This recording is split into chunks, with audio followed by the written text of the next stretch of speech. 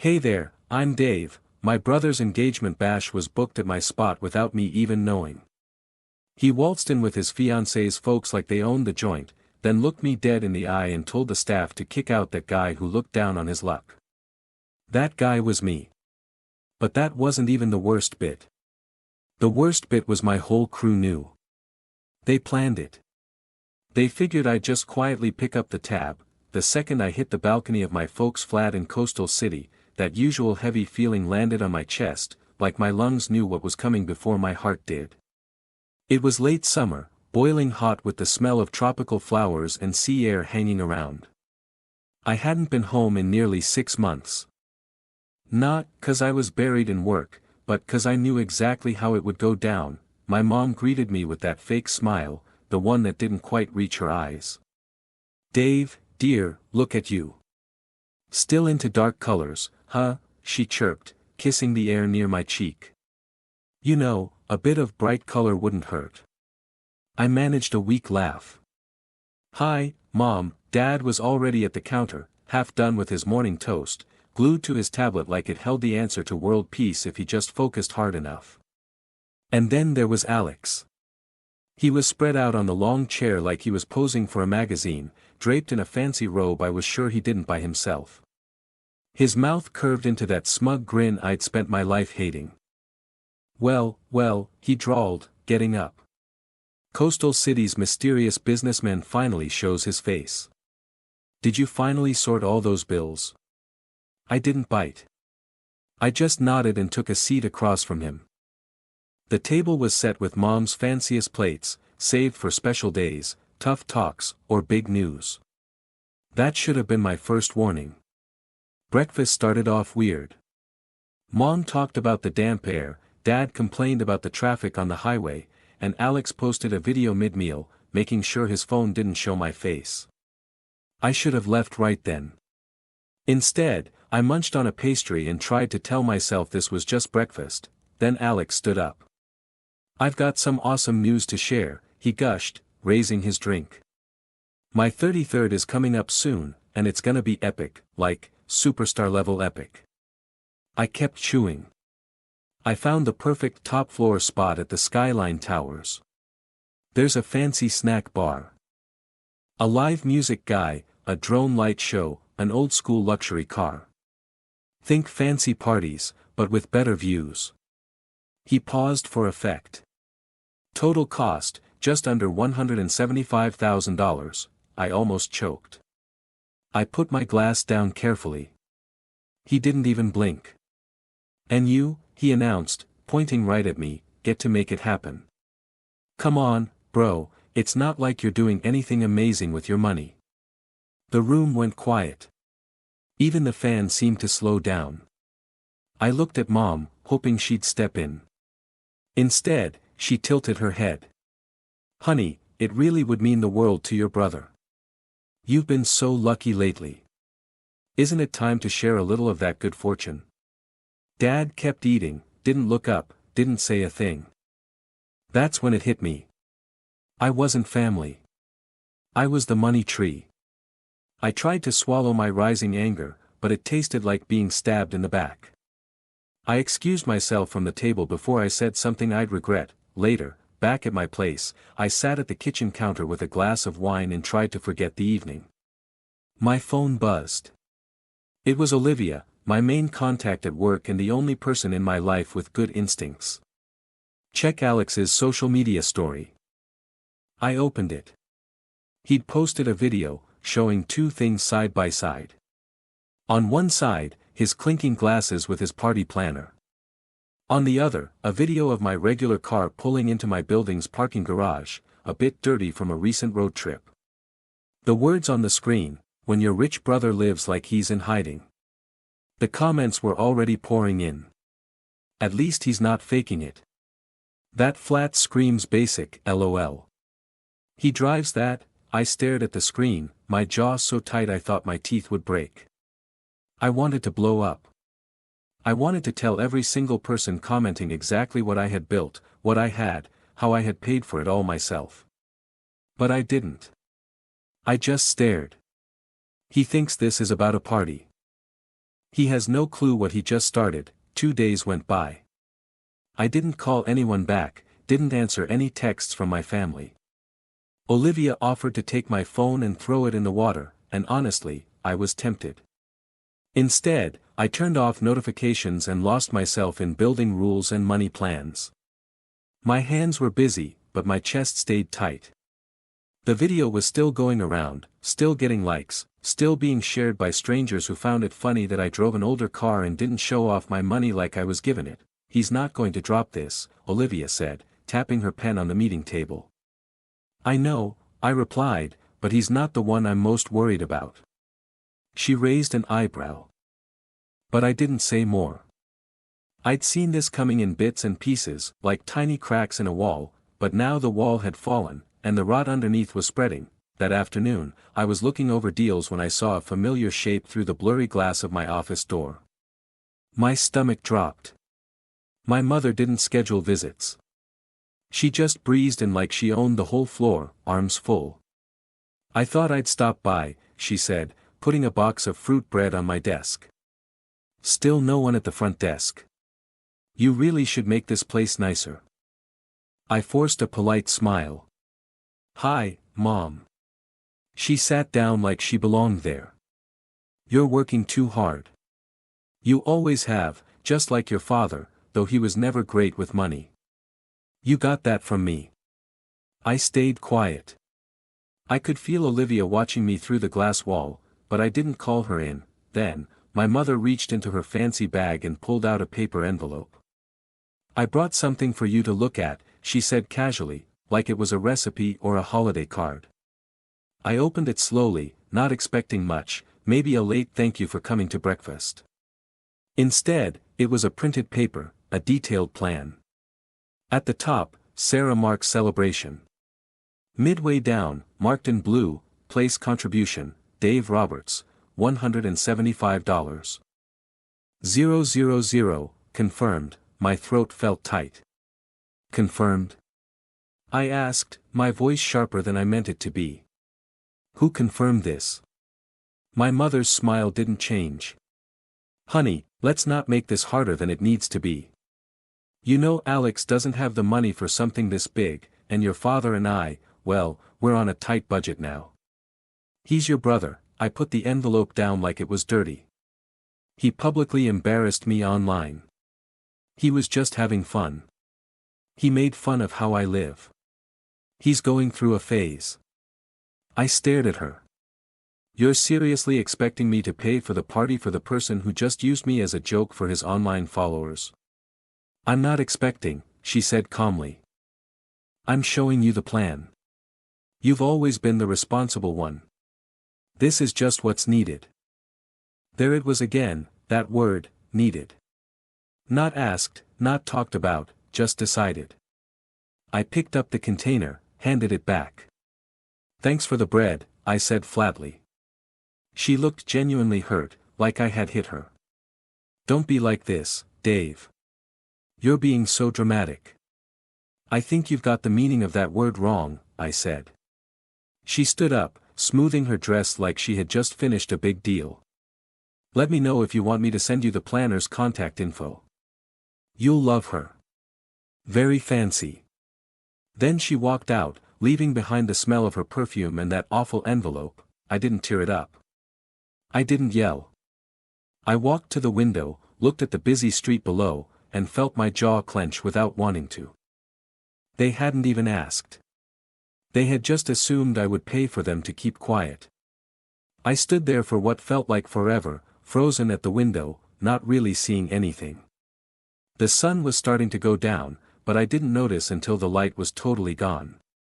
Eventually, I turned off the lights, walked through the quiet place, and ended up in the kitchen. The fruit bread was still on the counter, wrapped in plastic like it was supposed to fix everything. I stared at it like it might suddenly move or talk. My mother baked that same thing when I was sick with the chickenpox as a kid. I used to think it meant love. Now it felt like a warning label wrapped in sweetness. I poured a glass of wine. Opened my laptop, and tried to focus on anything but them. Paperwork, building upkeep notes, staff pay, anything. But my hands stayed still. My eyes just stared at the bright screen until the words blurred. That's when the memory popped up. I was 10. Hospital bed. Thin white sheets. Machines beeping softly next to me. The beeping wouldn't stop. I had caught some bug that kept me in the hospital for over a week, and Mom never left my side. She stayed curled up in that uncomfortable chair, wrapped in her shawl, breathing shallow. "You're why I'm strong," she whispered one night, touching my forehead. "You saved me from myself, Dave." I remember blinking at her, feeling weak and small. The next night, I heard her on the phone with Dad, furious that he hadn't brought the right insurance papers. "We gave up everything for him," she snapped. "I quit my art stuff, John. You're working extra hours like a machine. I don't care what it takes, we are not leaving him in some awful place." And then, after she hung up, she looked at me and smiled again, like none of it had happened. "We gave up so much for you, honey. Just promise you'll never forget that, okay?" I was 10, and I nodded. Back then, I thought it was love, dedication. I had no idea it was a deal. My chest ached as I came back to now, my adult self alone in a quiet kitchen with a fridge full of takeout and no one asking how I was, only about what I could give. They never ask. They expect. And if you say no, they remind you of what they did for you before. Guilt was always the bill they sent when I didn't do what they wanted. I started to remember all the other times.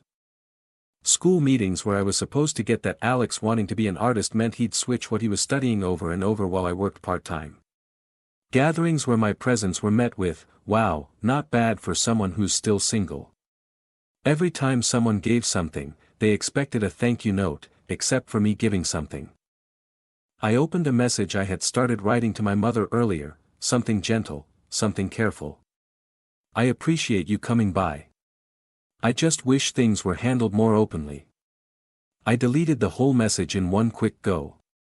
Then I walked to the fridge, opened it, and slid the fruit bread inside, right between the frozen food and an old bottle of something strong.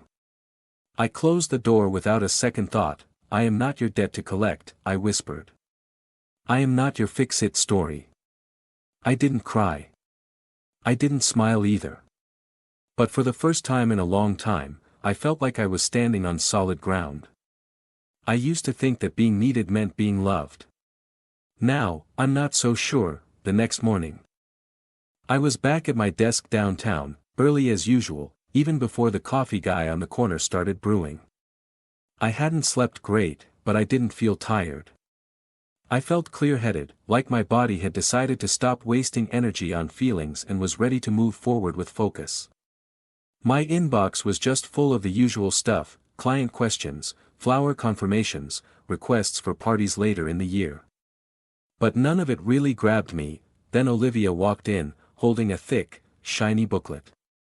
"Delivery just dropped this off," she said, her voice calm. "From Sarah's fiancé's assistant, marked important. But guess whose name is on it?" She put it on my desk. It had my full name printed nicely. Just under the raised words, "Harbor View Events." I opened it slowly. Inside was a fancy, full-color plan, on heavy paper with gold bits. Very Alex. It looked like a standard event agreement for a place I'd never heard of, the Bayfront Terrace, one of those trendy rooftop spots across the water. They had a family contact part, and there it was, family money person, Dave Roberts.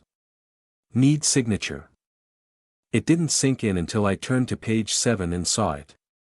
Small writing, tucked inside a rule under how to pay: if the main person booking doesn't pay everything within 30 business days, the chosen family contact agrees to take on all money owed, extra costs, and any legal or collection fees. I blinked, read it again carefully, and then I chuckled, a short, humorless sound. "He actually thought I wouldn't read this," I said out loud. Olivia crossed her arms. "He figured Guilt would sign it for you." My fingers tightened a bit around the booklet, not enough to mess it up, but enough to feel how heavy it was. I was quiet for a second. I didn't need to say anything. I slid the whole plan into my bottom drawer and mentally labeled it, Proof A. You know, I said, if he put this much effort into sorting his own money, he wouldn't need a backup cash machine with my face on it. Olivia raised an eyebrow. Want me to shred it? Nope. Let him wonder. I opened my email, wrote a new message, and sent it to Harborview Events Assistant. No greeting, no friendly stuff. Subject, about event plan. Body, we do not deal with agreements sent through emotional pressure. All future messages must go through our legal team. Unasked for plans will not be looked at. D. Roberts. I clicked send. Then I opened my online calendar, went to the next week, and made a new regular appointment. Title, Keep an Eye on Family Money, Alex. I stared at the screen for a few more seconds. Then whispered to myself, that's the last time they catch me off guard. This wasn't heartbreak. It wasn't betrayed. Not anymore. This was business. And in business, I don't yell. I won't yell. I'll build a wall so strong they'll feel it in their bones. Saturday mornings at my place, Sunset Haven, used to be my calm, organized checks. Clipboard in hand, making sure the towels, lights, and flowers were right like a conductor getting an orchestra ready before the crowd arrived. But this morning, as I walked through the shiny floor lobby, I felt it, a clear tension in the air. Something was wrong. Olivia followed behind me with her tablet, double-checking the system updates. She stopped near the mirrored hallway and frowned at the screen. Did you approve the fancy flower centers for next weekend's important event? She asked. No, I replied. I haven't even looked at next weekend's schedule. Her eyebrows went down. Well, someone did. The request is in, along with customized sculptures, expensive candles from overseas, and a special okay for loud live music. I walked over, scanned the entry. Client name, AM. Initials that instantly made a knot in my stomach. He wouldn't, I muttered, more to myself than to Olivia. Olivia tilted her head. He might. We went straight to the booking records in the back office. I logged in, skipped the outside event platform, and there it was. Sunset Haven Top Package, booked through an outside company. Date, Alex's birthday weekend. No phone call, no email, no heads up. He booked my own place like it was just any hotel room, like I was a total stranger. He's trying to trap you. Olivia said softly. If the preparations are already started, you'll look mean if you cancel. It was smart. Desperate, but smart. I didn't answer. I checked the security camera recordings from the night before, and there was Alex, and with him, Sarah in shoes way too fancy for the stone paths, walking across my big room like it was her own runway, laughing, pointing, talking excitedly to an event planner I didn't know. Her hands moved a lot as she pointed towards the ocean-facing area, spinning around to show the feel. He's acting like he already owns the damn place, Olivia muttered. I leaned back in my chair, crossed my arms. My eyes stayed glued to the screen. He thinks I won't face him in front of everyone. Olivia stayed quiet, knowing better than to speak when I was like that. She thought this was a game about what people thought, about how things looked, and quiet fighting. But he was playing on my ground now, and on my ground, the rules were different. Don't cancel anything, I said finally. Not yet. Olivia gave me a look that showed she knew what I meant. You're letting him go ahead. I'm letting him dig his own hole. I made a new empty folder on my computer, AM, unauthorized booking. Then a subfolder, talks. Write down every single detail he wants for this party, I said, my eyes narrowing. Let's make sure he works for every single bit of it. Olivia smirked. You want a paper trail? I want a mountain of paper. We walked back out to the lobby. The staff were getting ready for a work lunch, not knowing about the quiet fight happening behind the scenes. This wasn't about candles or papers anymore. This wasn't about a birthday. This was about who really owned the place. It was a weekday afternoon. I was working from my home office, sliding glass doors open just enough to let in the smell of flowers from the yard. For once, I felt balanced, looking over papers, fixing layout plans, sipping my second cold coffee in peace. Then my phone buzzed. "Olivia, you might want to check big room camera too. It's happening." I didn't ask what she meant. I clicked into the live camera feed right away. Sunset Haven's big room popped up on my screen, bright lights shining, mirrored columns showing the soft light. And then I saw him. Alex stomping across the shiny floor in really high heels, already mid-rant. "This is the color of the sheets. Are you serious right now? This looks like a high school dance." He waved wildly at the event person who stood still next to a flower arrangement that wasn't finished. The flower person next to him flinched as Alex pulled a flower from the display and threw it on the floor. "You call this top quality? This is depressing. My followers are gonna make fun of me for this." A young server walked by, carrying food. Alex snapped his fingers. "Hey! Food girl. That's not the starter I said yes to. I swear, is anyone here able to do their job?" The server stopped, surprised. English clearly wasn't her first language. She gave a shaky smile and kept going. Alex rolled his eyes dramatically. "Unbelievable. You let people who don't know what they're doing run this place," and then he did it. He grabbed a clipboard from a nearby table, looked at it quickly, and slammed it down so hard that it flew off and landed with a loud bang on the shiny floor. I didn't react. I didn't even blink. I just watched. That's when Olivia stepped into the picture, calm, standing straight, showing no feelings. "This is a private place with an agreement," she stated clearly, her voice cutting through the noise like a sharp knife. "Our team deserves to be treated nicely and professionally." Alex turned slowly, his eyes looking at Olivia like she was an insect on a car window. "Oh, please, spare me the talk. Do you even know who I am?" Olivia didn't hesitate. "Do you?" For a short moment, the room went silent. Alex scoffed and turned away, muttering something about staff who didn't know what they were doing and having my lawyer on speed dial. But I wasn't listening to him anymore. I had heard everything I needed to. I leaned back in my chair, watching the last few seconds of the video as Alex stormed out of the shot. I clicked rewind and played it again. And again. His voice, his face, his clear sense of being entitled, all caught on video. I made the video smaller and opened a folder already ready on my computer, issue report. Inside was one file, guest behavior rules, part 4.1, reasons for ending agreement and kicking out. It was totally clear. Acting in a mean way towards staff, damaging property, purposely messing up operations, all of it. Every single rule broken. I clicked and dragged the video into the folder. He thought he was playing a private game of pretending, but he gave me everything I needed without even knowing it. 2 days later, the Sunset Haven big room looked like it belonged in a fancy magazine.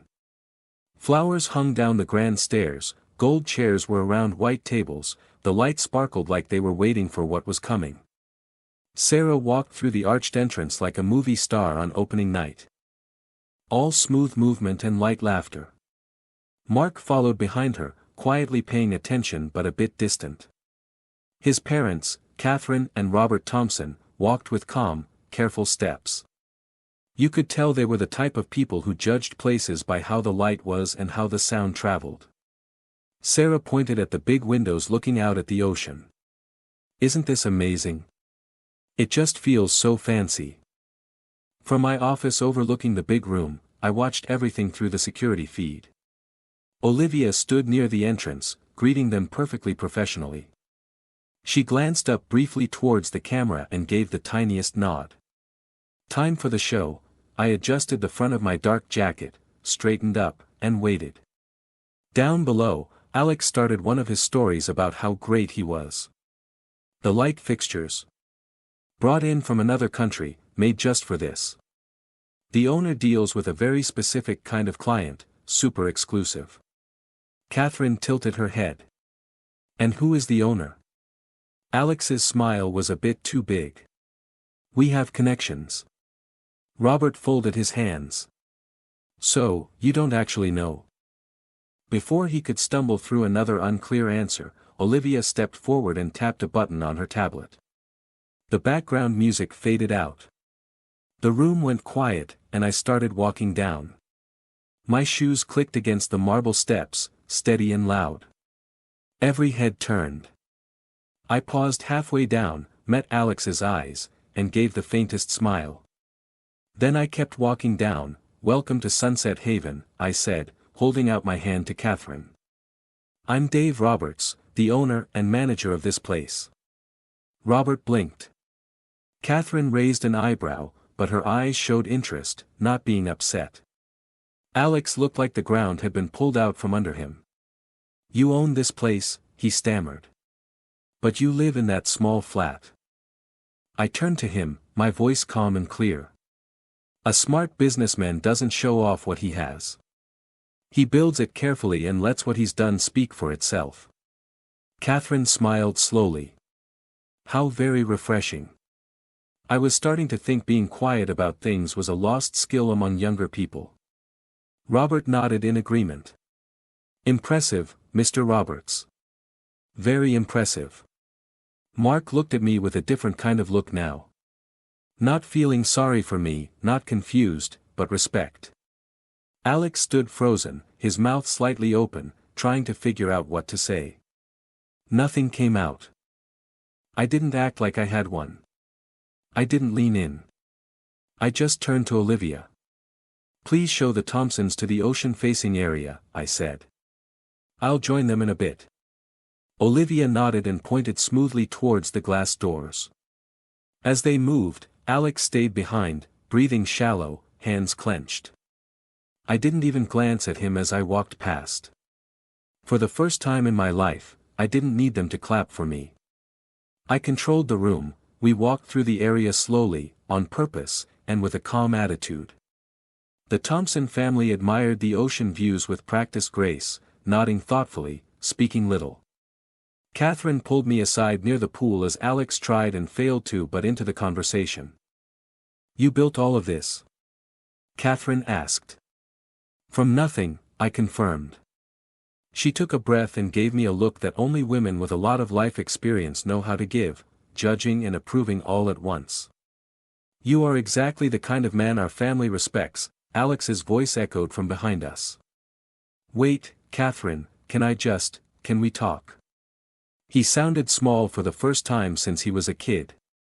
He sounded like the younger brother he actually was. But Catherine didn't turn around. Robert came over a moment later, putting a firm hand on Mark's shoulder. You may want to think about what's important to you, he said to him clearly. Mark looked at Sarah, then at me. He didn't speak. But his silence said everything. It was a silence that didn't protect him, it showed him for who he was. Alex fell apart in the hallway as they walked away. He leaned against the mirrored wall and slid to the floor, his makeup smudged, his voice breaking in a choked sob. I didn't stop. I didn't act like I had one. I walked right past him, head held high, shoes steady, pulse calm. That night, I went back to my flat and turned off every light except the one in the kitchen. The silence felt different now. It wasn't empty, it was earned. I was sipping calming tea when my phone vibrated. A single text from my father, "Can we talk?" I hesitated, then pressed call. He answered right away. Hey, honey. I didn't answer. Maybe don't make things worse, okay? It's still his engagement week, that was it. That was the most important thing he felt he had to say. Not, I'm proud of you. Not, you handled that well. Just, don't cause trouble. It's his week. I laughed softly into the phone. I stood there, I said. I stood right in front of all of you, and you still didn't see me. He sighed heavily. It's not like that. It is exactly like that, I said. It always has been. Look, we just want the family to stick together. I stopped him. It's never been together. It's been built around Alex like a shaky tower. He didn't argue. I'm not angry, I said suddenly, my voice calm. I'm just done. He paused. You don't mean that. I do. I ended the call. Then I slid the phone into the drawer next to my sink and closed it gently. Outside, the lights of Coastal City twinkled against the dark sky. Distant music floated in from a rooftop bar a few blocks away. The kind of song that makes you feel a bit sad and peaceful at the same time. I watched it all, not waiting for someone to reach out, not hoping for a call back, just breathing. I didn't lose my family. I simply stopped expecting them to be there for me. 2 weeks passed. No shocking headlines, no apology from him, just a deep quiet. The kind of quiet that didn't echo. It just settled. I was sitting at my kitchen table, sorting through papers and sipping cold green tea when I saw the email subject line, "I'm sorry," from John Roberts. I clicked it before I could think too much. You were right. I should have stepped in. I'm sorry. Dad. That was it. No excuses, no passive-aggressive comments, no, but you know how your brother is. Just a single sentence. Late, but real. I read it 5 times. Then I deleted it. But a real smile touched my lips as I did. Sunset Haven hadn't slowed down. If anything, it was doing great. We had 4 parties booked for the coming month. 3 work get-togethers, and a big charity event that had the local fancy papers buzzing. Olivia was now getting questions from party planners in 5 different places. She walked into my office with her ever-present tablet. We have a request from Catherine Thompson's nephew, she said, tapping the screen. He specifically asked for you. Of course, he did, I said. We'll take excellent care of him. And I meant it. That same day, my phone lit up with a notification from a fancy lifestyle blog, big engagement party cancelled. Harbor View event says not involved. Talk is swirling. And then, are these fancy celebrations just a fake? The downfall of an online star. They didn't say his name directly. But I didn't need them to. Later that evening, just curious, I checked Alex's social media. His latest video was still up, but the feel was totally different. Dim lighting, no filters, no music in the background. Comments were turned off. He stared right into the camera for almost 3 full minutes before speaking. I didn't watch the whole thing, not because I couldn't, but because I didn't need to. There was no satisfaction, no anger, no leftover bitterness in my chest, just a sense of calm. I closed the app, put my phone face down on the table, and walked out onto my balcony with a glass of cold tea. The evening air was warm, lit by the golden colors of the setting sun. The city sounds were a low hum far away, with the gentle rustle of tree leaves in the wind. I drove past my parents' flat that morning, slowed down for a quick moment, didn't stop. Not because I was still upset, but because I no longer felt that familiar pull. I used to believe that peace came when people said sorry, when things finally went your way, when the people who did wrong were shown for what they were and the family admitted their mistakes. But peace is much quieter than that. Peace is walking away when no one asks you to stay. Peace is deleting the message without feeling like you have to reply. Peace is saying no and not feeling like you have to explain why. I took a sip of my tea. The night wrapped around me like a soft hug. And maybe that's the real answer, not necessarily winning, but simply walking away with your honesty still in place. You know, if there's one big thing I learned from all this, it's that peace doesn't show up when others finally treat you right. It grows when you start treating yourself like your own well-being truly matters. For years, I thought being loyal meant being quiet, believing that being a good son, a supportive brother meant making myself smaller so others could look brighter. But the truth is, shrinking never helps anyone. You can care about your family and still set healthy limits.